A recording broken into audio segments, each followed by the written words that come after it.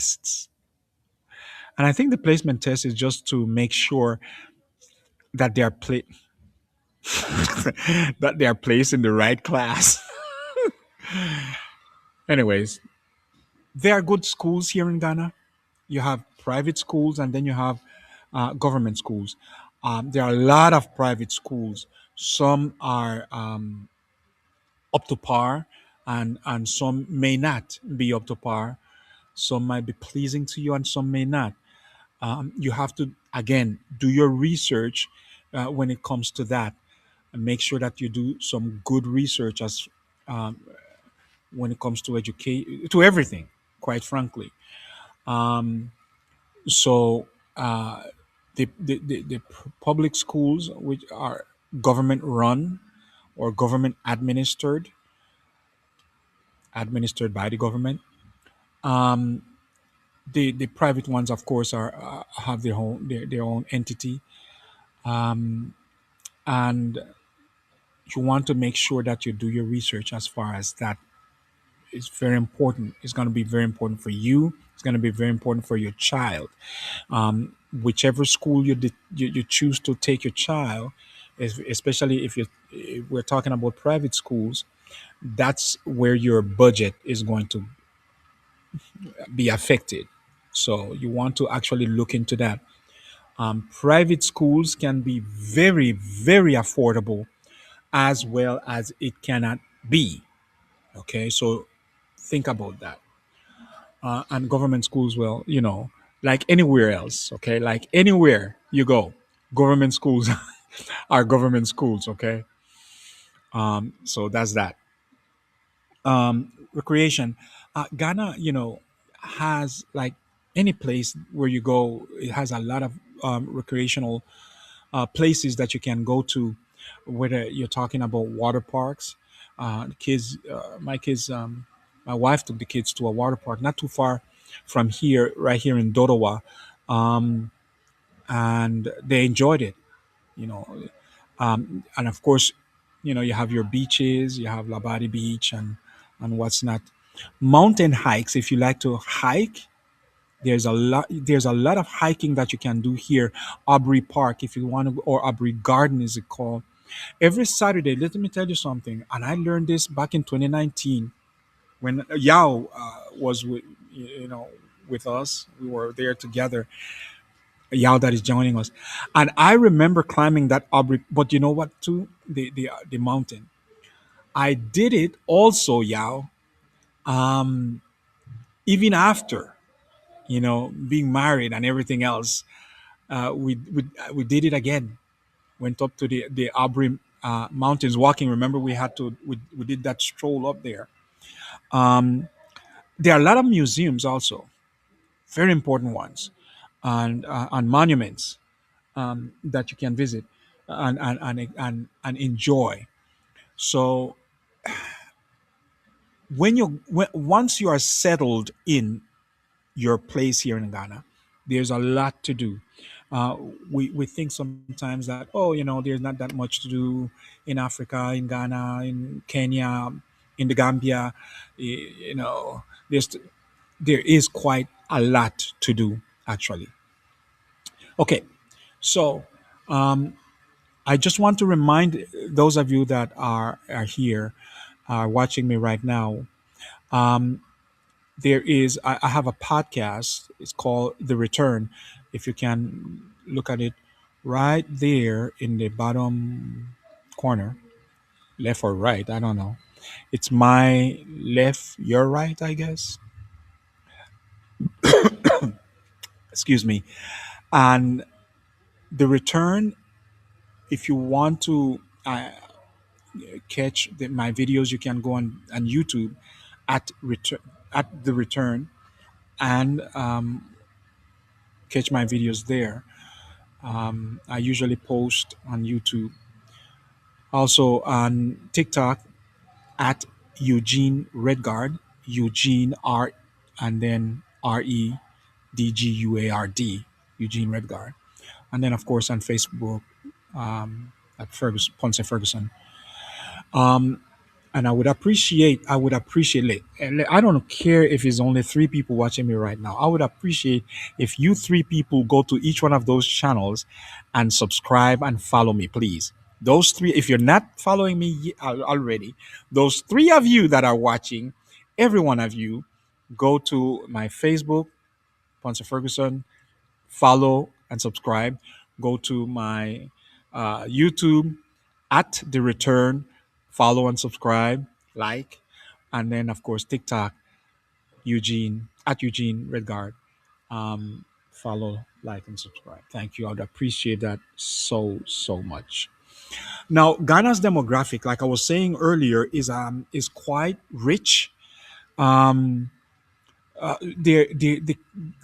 they are so it is so diverse, right?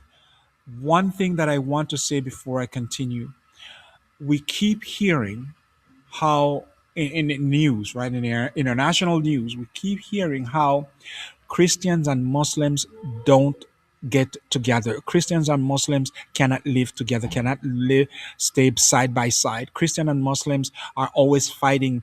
There's always problem. That I can tell you from being here in Ghana, I can tell you that that is a lie. And I'm not using my this broadcast, this streaming to be political about anything, but neither am I going to be quiet about anything, right? I can tell you that it's a lie that Christians and Muslims don't get along. It's a lie that the international media just want to spread. Because here in Ghana, again, I'm speaking about my own personal experience. Here in Ghana, Christians and Muslims live like this. Here in Ghana, Christians and Muslims live side by side like brothers and sisters. Yeah, yes, McCaffrey. What? Mashup. What's that? Where you gonna Where you gonna go and do that? You're gonna go and buy something. Okay. Um, each time you gotta go and do something, you don't have to tell me. Okay. Just if Miss Kate sends you, just go. Okay. All right. Love you guys. Bye bye. What was I saying? So Christians and Muslims actually live like brothers and sisters. I have been here for 5 years in Ghana, and I have never, ever, ever heard any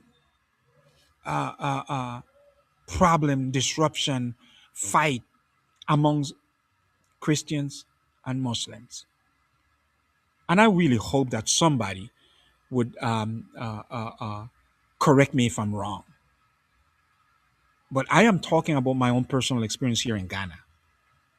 And I don't. Let me tell you, I've been around. There's a Muslim community. There's Muslim all over. Right here in Medina, not too far from here, uh, kind of far from here, where we go and do shopping. And I mean, I'm telling you, I love going to Medina. It's not just Muslims. It's a lot of everybody.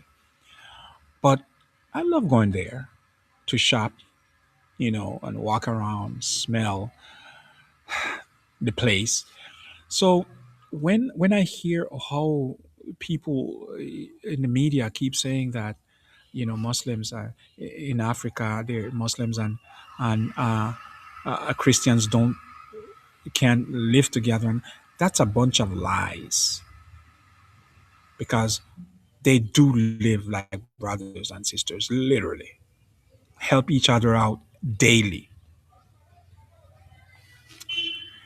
Okay, I just wanted to include that. Ghana's political makeup. Well, Ghana, is a democratic country. It holds its elections every 4 years. I think now they are trying to increase the term, I think to five or something like that. I read the other day. Yeah, I think it was 5 years. They're trying to increase it. So we just had I cannot vote. Hey, let me say it. I cannot vote in Ghana. So, had to say that disclaimer. But they just had their election this year. President Mahama won. Of course, he's president, right? And they are trying to increase his term because of the good job that he's doing so far, I guess. So the ethnic makeup is tremendous. You have, I don't know how many ethnicities here in Ghana. Um, my wife, for example, she is from the Akan kingdom, but she's a Fanti. So she's a Fanti. And then within, yeah, and then you have different, you have the Gas, you have the Airways, and, you have the Ashantis, and so many different ethnicities or tribes here in Ghana. Okay. Now, very important. Let me see. How long have I been talking? I've been talking for roughly an hour, little over an hour, which is good because I intended to go no more than an hour and a half. And please, I'm now checking my on Facebook. I'm now checking questions so that if you have any questions, send your questions, and if I can answer, I answer. If there's something that I'm missing, remind me, and I will go over it.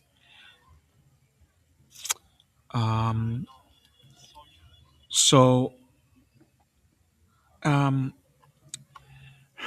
the very important topic is income, money. And if you see it getting dark, is because I have lights, those lights, but I forgot, since it was daytime. I didn't set it up, and I didn't know I was gonna talk this long. But I'm depending on the lights here at the house, and I hope the lights don't go out. If the lights go out, my dear, oh wow, I'm in trouble. But let me see if I can. This is so funny.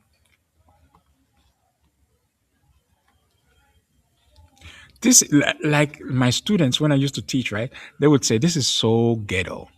Anyways, so I'm almost done. I wanted to talk about the financial aspect of living in Ghana, which I think is very important. So hopefully, you can at least see a speck of me on your side on your screen. But what uh, what is important here when we talk about finances is, unless you are a retiree, right?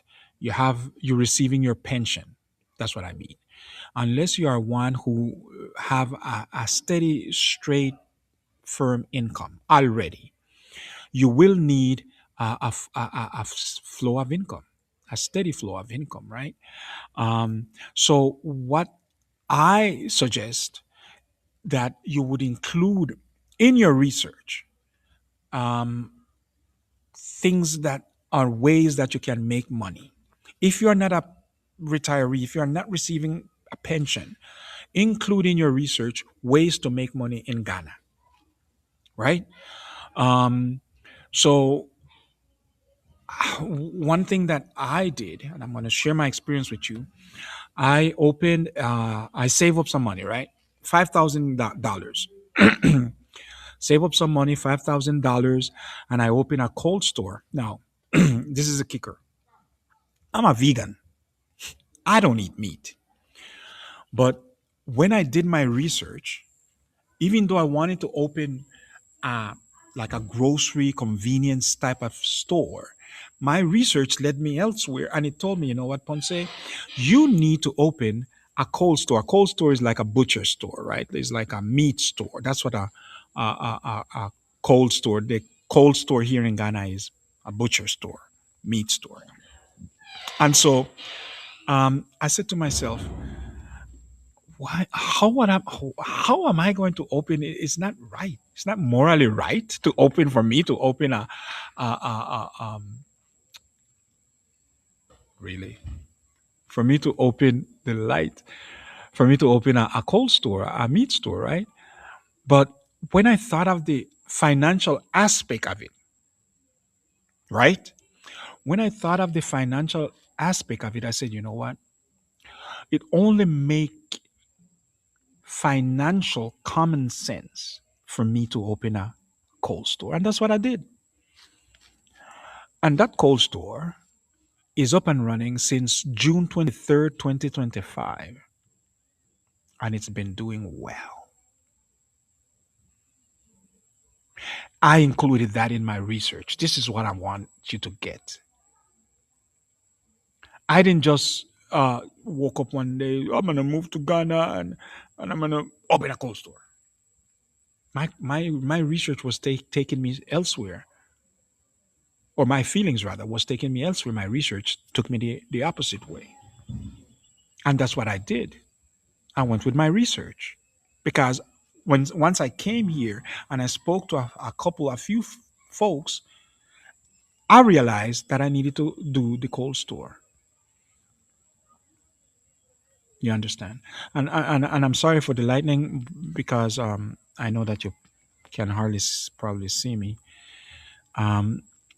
But look for a business that will make you some money, some steady money. There we go.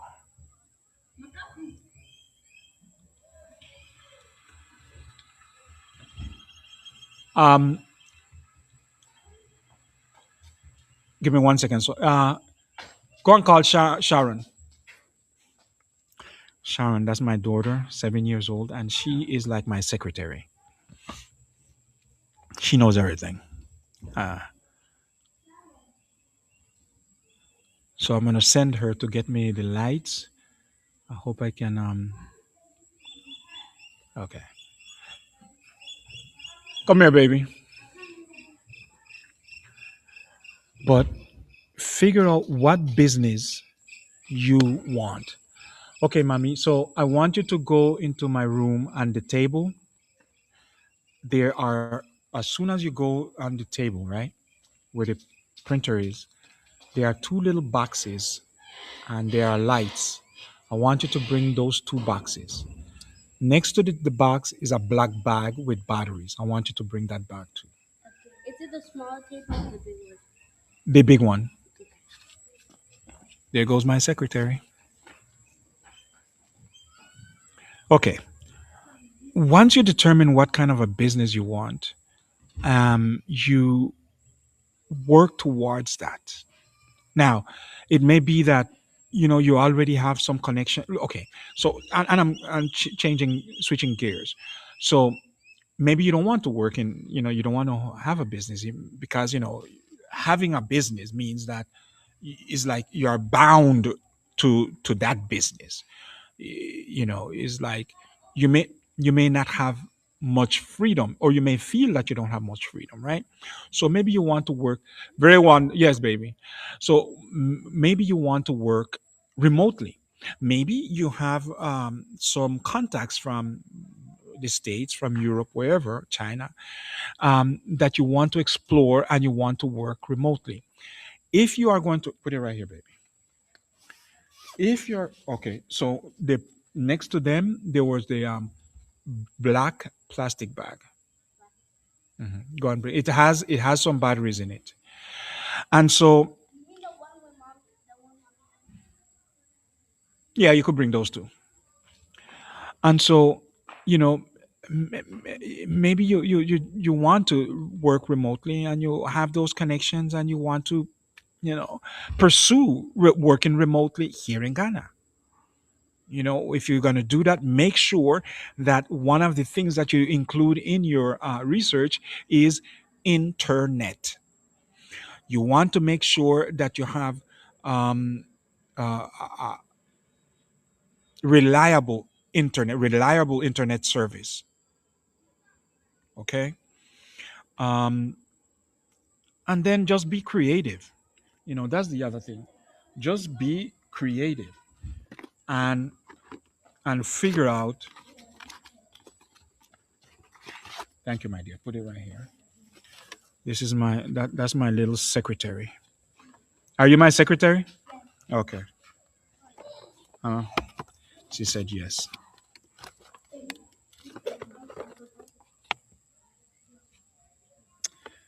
Okay. So I'm putting together the light.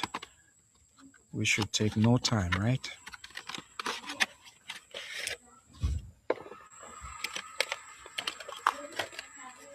Huh? Your tablet. Okay, so you're trying to bribe me or something just because you brought. Yeah, you're bribing me. She's asking me what bribe means. Bribe is when you do something for somebody and then you want to make them do something for you. You. Let me see something.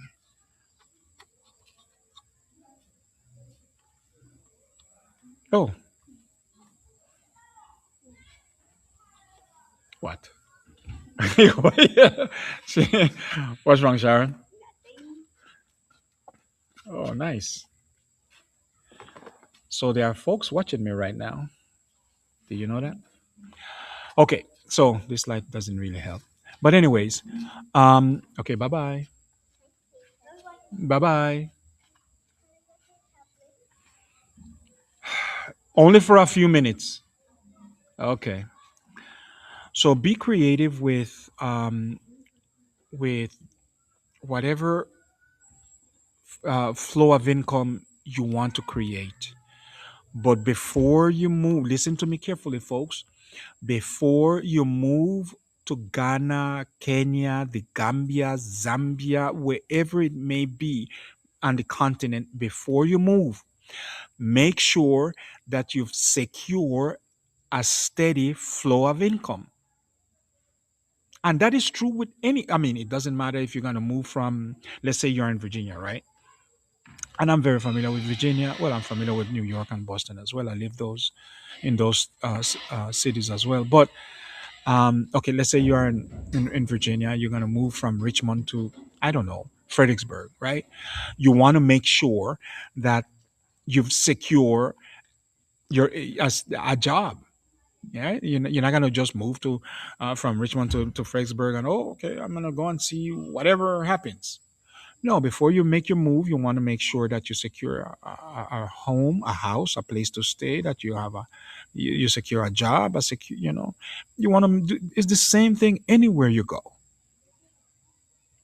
right?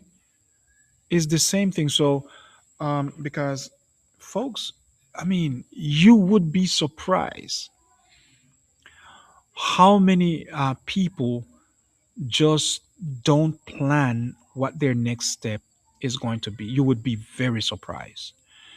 And sometimes, especially when you have a family, you don't have that luxury of surprising, right? As of just getting up and go. You just don't have the. If you are single, well, okay, uh, if things go south, then you are the only one that is going to be affected. And when you are by yourself, you can get up and running easily.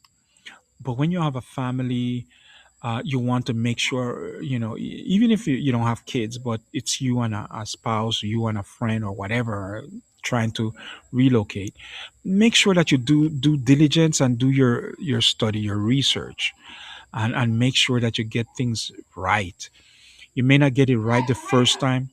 You may not get it right the first time, but hopefully, it won't take too long before you get it right, because this world, our societies are changing, are very fluid, and they change from time to time to time, from one moment to the next.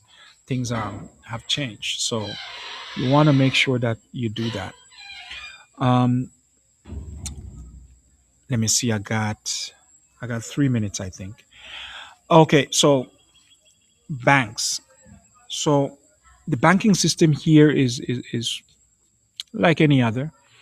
Um, there was a time when I read a comment somewhere where someone was complaining about The banks, the way how they were treated, and there was no customer service and things like that here. And the thing, like I said, we come and we give all of these negative comments and critiques when, quite frankly, if we were to be truthful with ourselves, same thing we say about Ghana, same thing we can say about where we come from. So it makes no sense to me, but rather, look at the positive. And again, Ghana is a developing country, very new democracy. And in time, we hope that it will reach to the point where it will be comfortable in all aspects, right? So the banks here, I'm not going to say which one I bank with, but there are some banks that have very low, and again, that's where your research goes in. There are some banks that have very low maintenance fees, monthly maintenance fees.